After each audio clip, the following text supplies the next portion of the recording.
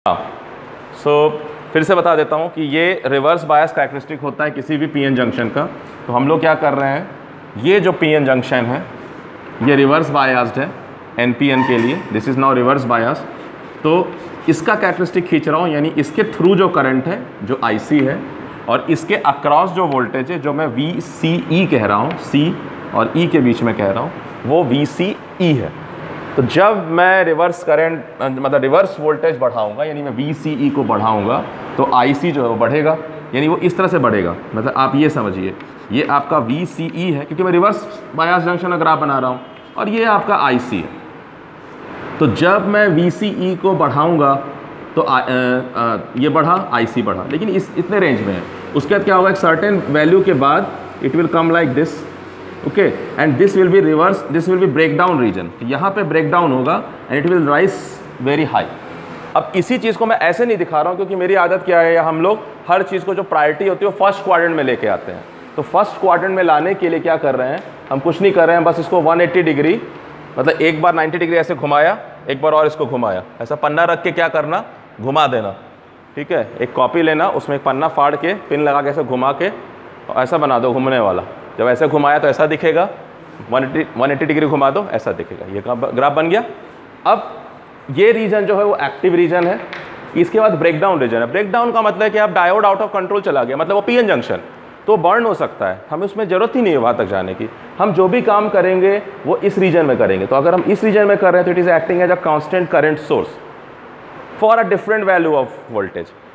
Zener diode works as a constant voltage source for different value of current. तो वो breakdown के लिए design ही हुआ है।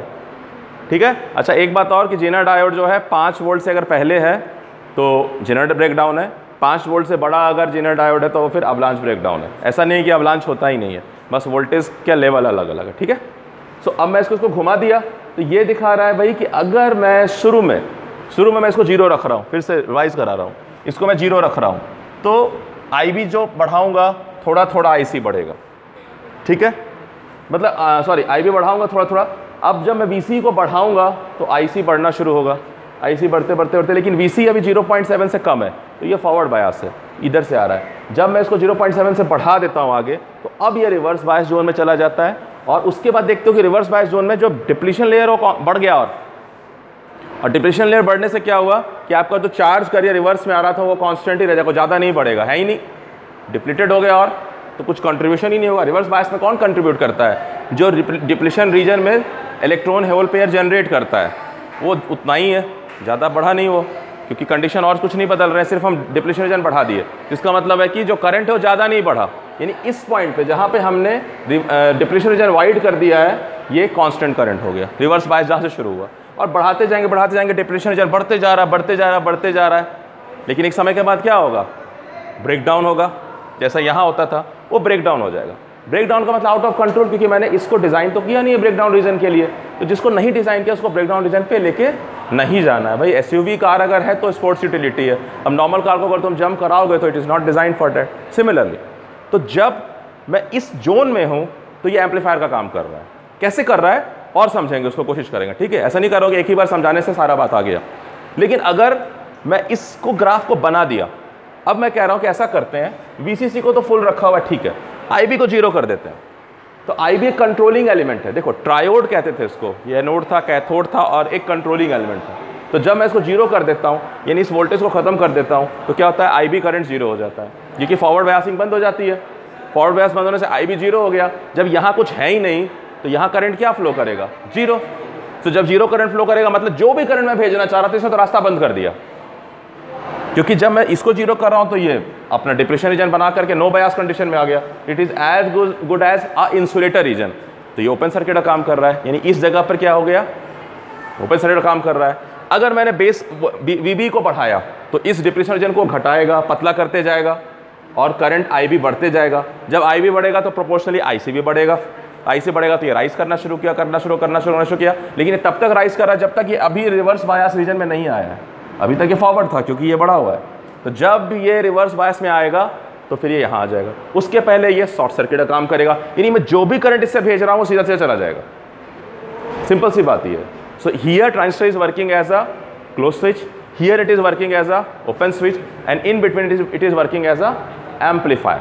क्योंकि एम्पलीफायर का अगर सिंपल एग्जांपल दे रहा हूँ कि ये इनपुट है, ये डायोड का कैरेक्टरिस्टिक है फॉरवर्ड जंक्शन का, यहाँ ऑपरेटिंग पॉइंट है, नहीं मैंने इसका IB फिक्स कर दिया कि देखो भाई मेरा 10 माइक्रो एम्पेयर का मैं इससे करंट फ्लो करा रहा हूँ, मैंने कह दिया कि 10 माइक्रो एम्पेयर है, एजम्पशन ले रहा हूँ, एग्जैक्ट वैल्यू नहीं है, किताब टेक्निकल वैल्यू नहीं दे रहा हूँ समझाने के लिए। मान लीजिए ये कोई भी हो, सपोज करिए 10 वोल्ट हो, कोई दिक्कत नहीं है, IB 10 माइक्रो एम्पेयर, इसके पास चार्ज है ही नहीं इस रीजन में, बेस तो बहुत पतला होता है, दिखाने में बराबर दिखा रहे हैं बट बेस तो बिल्कुल सैंडविच है ना, पतला सा लेयर है, कोई खास चार्ज है ही नहीं यहाँ पर, तो ये करंट बहुत छोटा होगा। ये करंट छोटा है, मान लीजिए मैं ये कह रहा हूँ 10 माइक्रो एम्पेयर, अज्यूम करिए, तो 10 माइक्रो एम्पेयर के हिसाब से करस्पॉन्डिंग करंट IC जो है 100 मिली एम्पेयर हो सकता है, क्योंकि 1000 टाइम्स मल्टीप्लाई कर लीजिए, तो 100 मिली एम्पेयर का मतलब मैं यहाँ 100 मिली एम्पेयर कर दिया।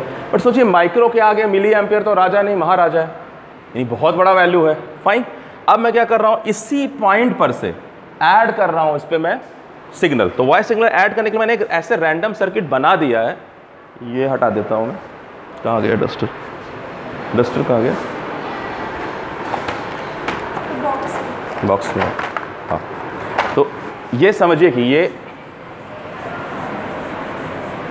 ये सारा पूरा सच नहीं है लेकिन समझाने के लिए काम कर जाएगा कि ये VBE है, ठीक है, यहाँ मैंने एक अरेंजमेंट कर रखा है माइक का, ठीक है,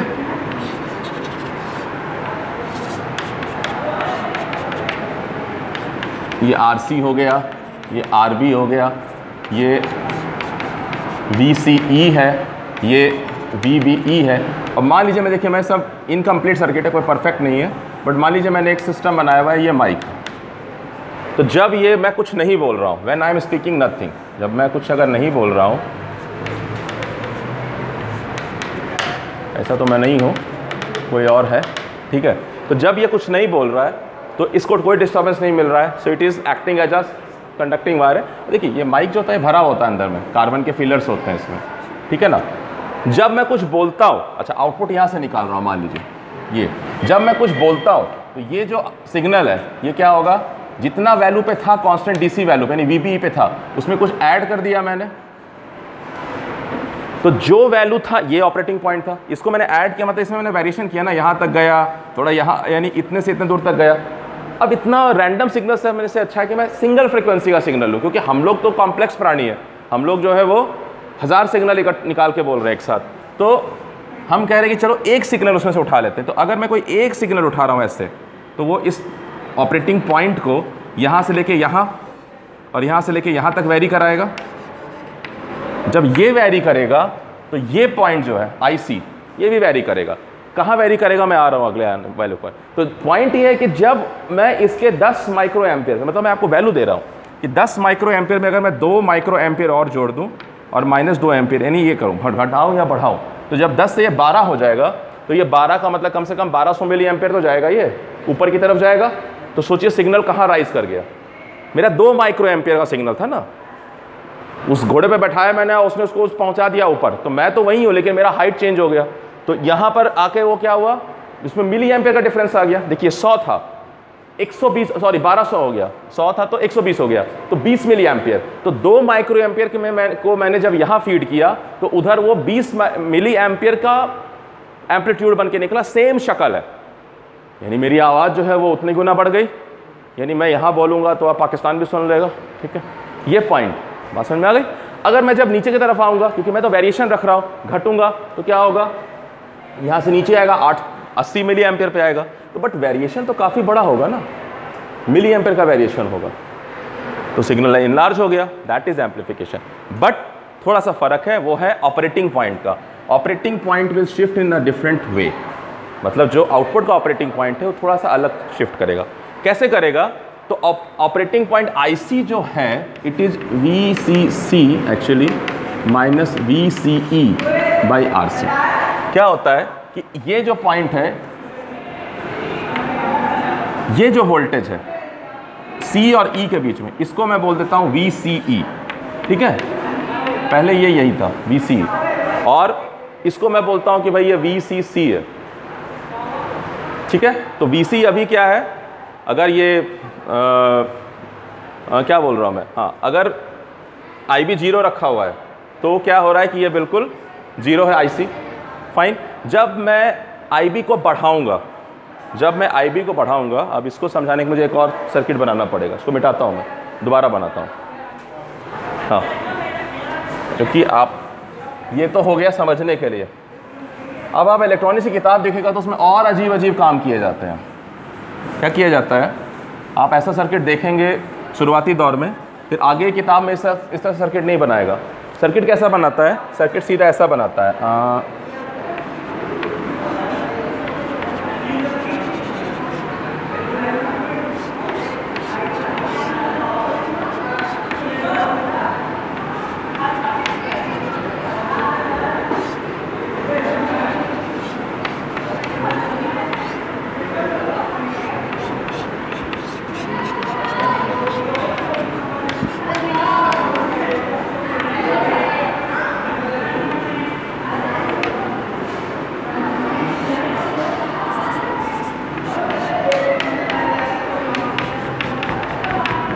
ये क्या पॉइंट हो गया, इस सेल का नाम रख दिया VCC, मतलब ये सिर्फ कलेक्टर से कनेक्टेड है, तो CC मतलब C पर ही है। तो अब क्या है कि VCE क्या हो गया, voltage difference between this and this terminal. Same है सब कुछ, मैं ऐसे जोड़ रहा था, इसको अलग कर दिया, ठीक है। इसको भी अलग कर दूंगा, बाद में क्या करूंगा, मेरे पास 2 वोल्टेज सोर्स है, बर्बाद करूंगा मैं, तो एक ही वोल्टेज सोर्स लगा दूंगा, तो और शक्ल बदल जाएगी, और ये शक्ल कुछ ऐसे आ जाएगी। आप देखिएगा सर्किट ऐसे बना होता है, ठीक है। कुछ नहीं है, मतलब मैं कम लगा रहा हूँ, वोल्टेज सोर्स कम कर रहा हूँ, बट आता हूँ उसके ऊपर बाद में। पहले मैं यही समझ में नहीं आता था ये क्या हो रहा है, एक जगह लिखा नहीं होता है। तो ये अगर ऐसा है, तो जब मैं कह रहा हूँ कि IC, तो अभी IC के लिए क्या इक्वेशन लिखना पड़ेगा, किरचॉफ्स वोल्टेज लॉ लिखिए यहाँ से। तो जब मैं यहाँ से चलूँगा तो यहाँ का पोटेंशियल क्या है, VCC। ध्यान से देखिएगा, यहाँ से यहाँ के लिए लिख रहा हूँ मैं, इस रास्ते चल रहा हूँ, ठीक है। यहाँ से यहाँ तक ले लिख रहा हूँ, तो मैं लिख रहा हूँ कि इस पॉइंट पे पोटेंशियल है VCC। मैं हाईएस्ट पोटेंशियल पे था, अब नीचे की तरफ उतर रहा हूँ, -ICRC,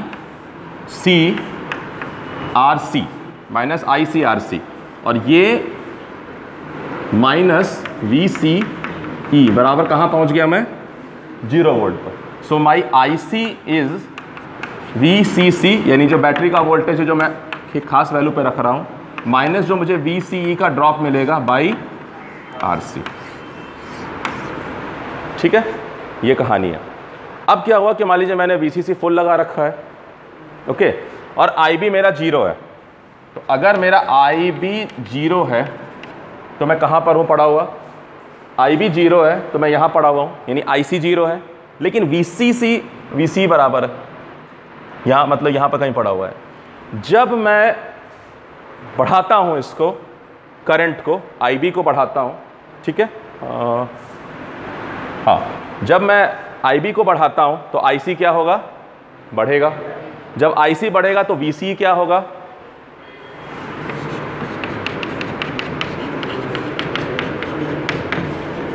जब मैं IB को, यानी IB को 0 से आगे लेके जा रहा हूँ, बढ़ा रहा हूँ, तो IC क्या हो रहा है, बढ़ रहा है। तो VC क्या हो रहा है, सॉरी VCE क्या हो रहा है, घटेगा। यानी कि मान लीजिए कि मैं अपने मैक्सिमम पॉइंट पर था, और जब मैं IB को बढ़ाऊंगा, यानी ऊपर की तरफ जा रहा हूँ, तो ये कर्व कहीं और यहाँ भी है, IB के एक वैल्यू के लिए कल पढ़ाया था, अगर IB के दूसरे वैल्यू के लिए, यही है ना, IB के तीसरे, हाँ, यहाँ के बाद ये यहाँ चला जाएगा ब्रेक डाउन में। वैसे ही मान लीजिए ऐसे, फाइन, अलग अलग IB1, IB2, IB3 के वैल्यू पे है। तो जब मैं इसको बढ़ा रहा हूँ तो VC क्या होगा, पीछे की तरफ जाएगा। तो जब मैं IB के पॉइंट को चेंज करूँगा, समझिएगा, ये कहीं था, मान लीजिए 0 पे था, मैं जब इसे बढ़ाने लगा तो IC बढ़ा, ठीक है, IC तो ऊपर की तरफ आया क्योंकि IC1 है, IC2 है, IC3, IC4 है, लेकिन VC क्या हुआ, घटा। तो मान लीजिए कि पहले यहाँ था मैं, IC 0 था और पूरा वोल्टेज मिल रहा था। जब IC 0 था तो VC किसके बराबर हो जाएगा, VCC के होगा। VC का मतलब है कि VC पॉइंट, VCC तो ये है, तो VCC किसके बराबर है, VCC क्या, VCC मैंने जितना मैक्सिमम वोल्टेज दिया है तो मैक्सिमम पर है, जो भी ये वोल्टेज सोर्स दे रखा है, यानी इस पॉइंट को मैं VCC भी कह सकता हूँ। ये ग्राफ VCE का है, ये कौन सा पॉइंट होगा, VCC। जब मैं IB को बढ़ाऊंगा, रेज किया, यानी IB 1 पर लाया, तो ये IC1 पे आ गया, ठीक है, IC1 पे आ गया। जब ये IC1 पे आया तो ये रेस किया, लेकिन VC क्या हो गया, घट गया, यानी ऑपरेटिंग पॉइंट कहाँ चला गया, यही नहीं राइज करेगा, पीछे की तरफ जाएगा। अब मैं और बढ़ाता हूँ IB को तो क्या होगा, और पीछे की तरफ जाएगा। अब मैं और बढ़ाता हूँ तो कहाँ जाएगा, और पीछे की तरफ जाएगा। अब मैं और बढ़ाता हूँ तो कहाँ चला जाएगा, किस रीजन में चला जाएगा, सैचुरेशन में। इसका मतलब है कि ट्रांजिस्टर जो होगा उसका मैं एक लाइन खींच सकता हूँ ऐसे करके, खींच सकता हूँ एक लाइन, इनको मिला दूँ तो, यानी जब मैं IB को वेरी करूँगा तो मेरा IC जो है वो इस लाइन पर चलेगा, किसी भी जगह नहीं चला जाएगा। This is the line, this is the final jumps जो वो लेगा। मतलब इसके बीच में और सेवरल वैल्यू आएंगे, तो फैमिली ऑफ कर्व है तो जितने सारे तुम ला दो, बट कुल मिला के जितना IC बढ़ेगा VC शिफ्ट होगा, ठीक है। तो ये इसका मूवमेंट होगा ऐसे, गॉट इट। तो अब जब मैं IB को बढ़ाऊंगा तो मुझे मालूम है कि मैं IB को लास्ट किस वैल्यू तक रखूं कि ये एक्टिव रीजन में ही रहे, क्योंकि ये एक्टिव रीजन है।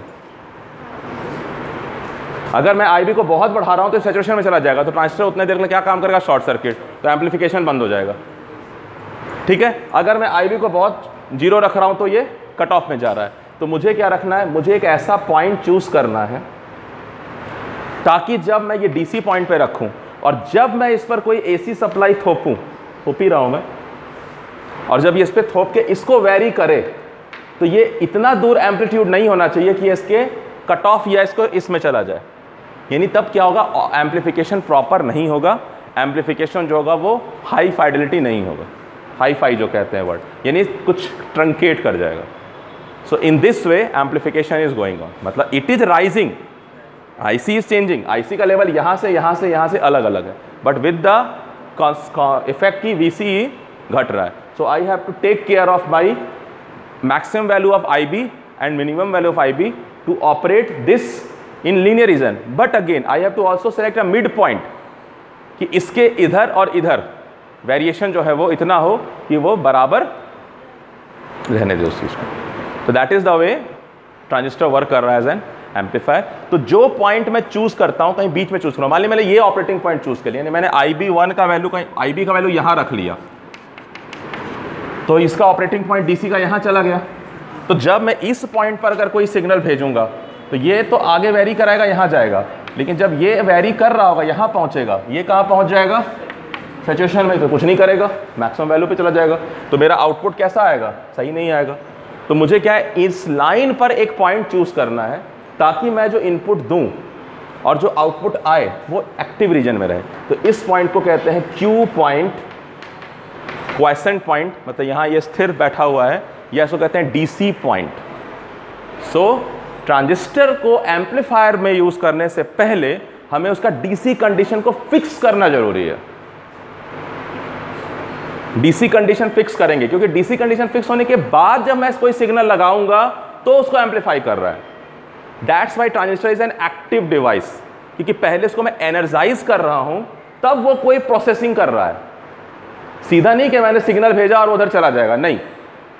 तो मैं जब इसको एनर्जाइज करूंगा तब ये उसको भेजेगा। तो अब कंजर्वेशन ऑफ एनर्जी यहाँ ये है कि ट्रांजिस्टर एक ऐसा डिवाइस है जिसको आप स्मॉल AC सिग्नल देते हैं और एक बहुत बड़ा रिजर्वायर है DC पावर का, और वो DC पावर जो है इसके साथ कंबाइन करके एक एनलार्ज AC पावर देता है। आप समझिए कि energy can not be generated, can not be destroyed अगर बात कहा जा रहा है, तो इट कैन बी कन्वर्टेड। तो why this small signal gets converted into this large signal, because now it is tapping the energy of this. इसको ऐसा समझिए कि एक डैम से जो पानी आप निकालते हैं, आपको गेट छोटा सा खोलना है, आप थोड़ा सा खोलते हैं, एक विंडो खोल के देखें ना, इतना पानी निकलेगा कि पूरा शहर को ये कर देगा। सो इसका मतलब कि एक रिजर्वायर है एनर्जी का, DC सोर्स, और उस DC सोर्स को मैं टैप करूंगा, तो मैं जब इसको वेरी कराऊंगा तो गेट खोलेगा इसका, और जितना गेट खोलेगा जितना पानी ले सकता है, समझिए, यानी जितना एनर्जी ले सकता है, it will just give the variation like this. आप थोड़ा सा, मतलब आप ऐसा गेट रखिए जो ऑसिलेट करता हो, जो भी किसी से खुलता हो, तो पैटर्न ऑफ गेट तो आपका हाथ में है, लेकिन अमाउंट ऑफ वाटर तो रिजर्वायर किससे निकल रहा है, क्योंकि उसका प्रेशर है ना उतना ज़्यादा। अगर पानी कम है तो प्रेशर कम है, तो जितना पानी ऐसे से वेरी करेगा, लेकिन अगर बहुत बड़ा वाटर है तो बहुत ज़्यादा ऑसिलेशन के साथ वो बाहर निकलेगा। Similarly small oscillation, big reservoir of DC energy, so big oscillation of AC, that is amplification. नहीं, कैपेसिटर नहीं, कैपेसिटर में अपना एनर्जी कहाँ है, it is a passive device. Capacitor storage device नहीं है, पहली बात तो आप जान लीजिए। कितना देर स्टोर कर सकता है? तो फिर क्या मतलब है? स्टोर का मतलब हो जाता है आपका कि आप उसको कायदे से यूज़ कर सकें, वो तो आप पूरा झोली उलट दो। बैटरी भी स्टोरेज डिवाइस नहीं है, रॉन्ग है वर्ड। चार्जिंग और बैटरी से रॉन्ग वर्ड। हम चार्ज करने का क्या मतलब है? इसका मतलब चार्ज भर रहे हैं उसमें। हम चार्ज कहाँ भर रहे हैं? कहाँ है चार्ज? भरने के बाद कहीं चार्ज है?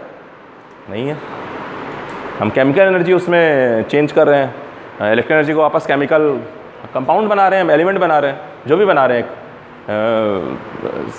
और वापस वो फिर जब रिएक्ट करता है तो फिर इलेक्ट्रिकल एनर्जी बनाता है। तो हम कहीं चार्ज भरने का मतलब कि जो इलेक्ट्रॉन भर दिया, एक डब्बा खाली हो गया, अब पाइप लगाएंगे और धीरे धीरे इलेक्ट्रॉन निकल रहा है, ऐसा तो कुछ है नहीं। तो ये सब क्या है कि जो हम पहले सोचते थे ना बिना समझे, शब्द वही रह गए, टर्म्स वही रह गए, अंदर की तो कहानी बदल चुकी है। लेकिन हम अंदर की कहानी अगर नहीं जानेंगे तो हम उसी कन्वेंशनल वे में सोचेंगे कि अच्छा चार्जिंग का मतलब इसमें भर गया, अब हम इसको निकाल रहे हैं। चार्जिंग का मतलब उसको चार्ज दे नहीं रहे हैं, चार्जिंग का मतलब सिर्फ हम केमिकल रिएक्शन रिवर्स कर रहे हैं, जो वो डिस्चार्ज करते समय किया था वापस हम उसको रिएक्शन को कन्वर्ट कर दे रहे हैं, और कुछ नहीं। आयंस वापस कंपाउंड बन रहा है, ये चीज़ें। तो ये कॉन्सेप्ट है कि स्मॉल ऐसी एनर्जी डिस्टर्ब्स या get the energy, tap the energy from, या एक्सट्रैक्ट एनर्जी, कंबाइन इट, और ये इसको एम्पलीट्यूड मिल रहा है। ऐसे कैसे होगा कि ये बड़ा हो गया? इसके हाथ में क्या है कि ये बड़ा कर देगा? इसके अंदर कुछ है, अंदर कुछ नहीं है, या तो इसके अंदर कुछ होता है, अंदर नहीं है। ये डीसी पावर सप्लाई जो आ रहा है ये कम मदद कर रहा है, यानी हम डीसी का एनर्जी यूज़ कर रहे हैं इसको एम्पलीफाई करने। ठीक है, सो एम्पलीफायर एक मीडिएटर है बीच में, मतलब एक प्रोसेसिंग यूनिट है जो कह रहा है ठीक है स्मॉल ईसी दो, मेरे पास डीसी है और मैं कुछ ऐसा करूँगा कि वो वेरिएशन मैं ऐड करके भेजूँगा। तो that is the way this is the point known as Q point और डीसी ऑपरेटिंग पॉइंट। तो before going for an amplification work हमें पहले डीसी पॉइंट को फिक्स करना होगा। भाई तुम यहाँ बैठ जाओ, यहाँ से वैरी करके हम देखेंगे कितना बड़ा सिग्नल हम एम्पलीफाई कर सकते हैं। मतलब हमारे पास हमेशा रहेगा कि देखो इस वैल्यू का सिग्नल हो तो इतना एम्पलीफाई होगा, ज़्यादा नहीं। इसका मतलब है कि हम जब एक एम्पलीफायर बनाएंगे तो हमें पता है ह्यूमन का एम्पलीट्यूड क्या है, तो उस एम्पलीट्यूड को ध्यान में रख के हम एम्पलीफाई कर रहे होंगे कि वो रेंज कटेगा नहीं। अगर रेंज कटेगा तो डिस्टॉर्टेड साउंड मिलेगा, एम्पलीफिकेशन प्रॉपर नहीं होगा। ठीक है, आगे एक टर्म आता है फ्रीक्वेंसी रिस्पांस, जो पहले ही बताया था, बहुत इंपॉर्टेंट होता है, हालांकि आपके सिलेबस में शायद नहीं पढ़ाना है। फाइन, ये हो गया आपका मतलब डीसी पॉइंट हो गया, और डीसी पॉइंट के ऊपर ही मैंने आपको समझा दिया कि एम्पलीफिकेशन क्या है, तो आप समझा देंगे। लेकिन अभी डीसी पॉइंट को कैसे फिक्स करें, ये हमारा टॉपिक है कि हम ट्रांजिस्टर बायासिंग कैसे करें। ट्रांजिस्टर बायासिंग का मतलब to fix the DC operating point, यानी current and voltage value of the output. यानी अगर मैं कॉमन इमिटर एम्पलीफायर ले रहा हूं तो बायासिंग का मतलब है, ट्रांजिस्टर बायासिंग का मतलब है कि इसका कलेक्टर करंट और इसका सी का एक वैल्यू मैं फिक्स करूं, और वो फिक्स मैं ध्यान में रख के करूंगा कि वो इसके मिड सेक्शन में लाई करे ताकि दोनों तरफ का ऑसिलेशन बराबर हो। ठीक है, बहुत थॉटफुल है engineering, it is very beautiful, but थोड़ा सा मैथ लगाना पड़ेगा। एक बार जब आप मैथ्स के इससे बाहर आ जाओगे ना कि ये परेशान कर रहा, मैं कहा ना वो बताया सौरभ ने कि मेरी आत्मा तुझे हरदम सताएगी, लेकिन ऐसे सताएगी भी है, ऐसे साथ देगी भी है। मेरी आत्मा तुझे हरदम साथ देगी, हरदम संभालेगी। तो थोड़ा सा आप संभालो मैथ को, उसके बाद जब मैथ आपको संभालना शुरू करेगा ना, you will feel different with other peoples. The only confidence is coming because of mathematics, नहीं तो इंजीनियरिंग सोचते रहने से नहीं होगा। आप समझ रहे हैं? So do lot of mathematics, do circuit theory, जितना सर्किट थ्योरी। ये सवाल है कुछ तो पूछ सकते हो, पॉज कर रहा हूँ मैं इसको भी।